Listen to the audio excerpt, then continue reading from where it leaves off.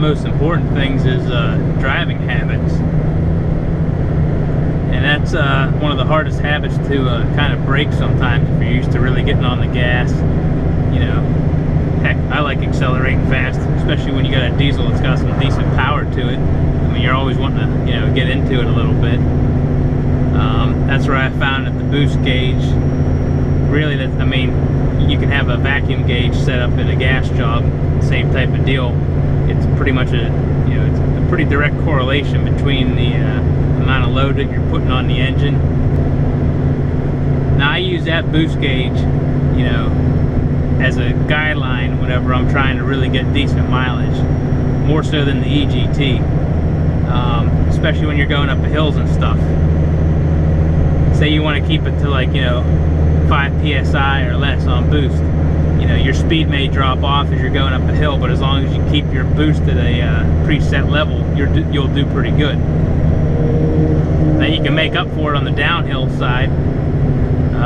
You know, that's part of it. Driving to the terrain, picking up speed, you know, using that to your advantage. You know, get a run for the next hill. Now on this truck in particular, at highway speeds, maybe, you know, 65 to 70, I've found that about 6 psi is pretty much the sweet spot, and that's where you got to be, you know, to drive it pretty easy to maintain that level. Usually you can keep your EGTs to about 600 or less, and if you can do that consistently, that's where I found, I mean, you can get some pretty good numbers. If you're trying to maintain full speed going up the hills, you know, and you start getting in the boost up to 8, 10, or, you know, above 10, mileage starts dropping off pretty drastically. Now, some of the reasons why this truck's able to maintain some pretty low EGTs, I think, is because I've messed with the smoke screw quite a bit to get the off idle, and also having that different AFC spring in there to cut down on the you know, partial throttle fuel input.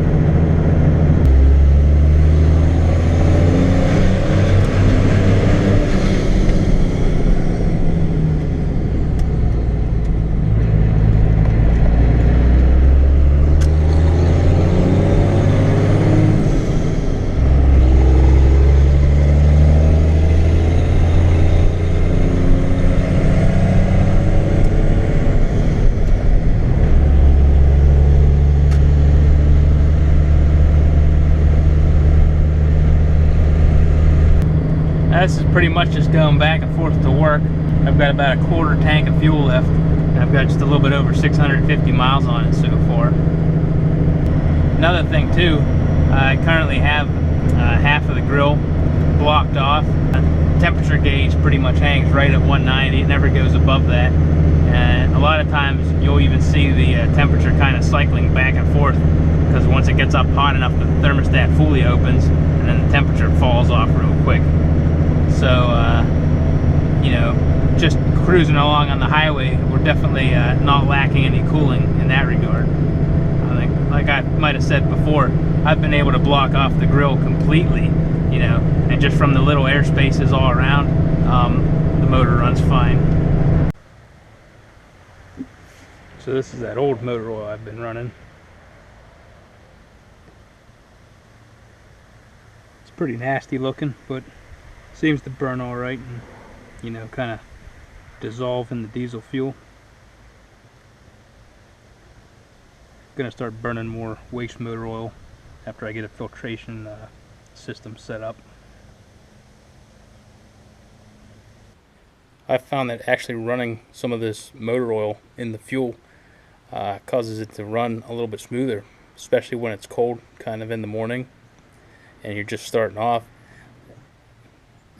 It doesn't shudder as much as it does, you know, when you're just running straight diesel fuel. So in the future, I'm going to try and run as much oil as I can. I mean, I know some guys run over 50%, almost up to 100%. I'll probably never get over 50%, and I still need to come up with a filtration system if I'm going to run the waste motor oil in it. So over the last couple of tanks, you know, mixing in that oil and just basically trying to drive a little bit easier on the highway, always trying to keep the boost to 6 psi or less. Came out to 25 mile a gallon average.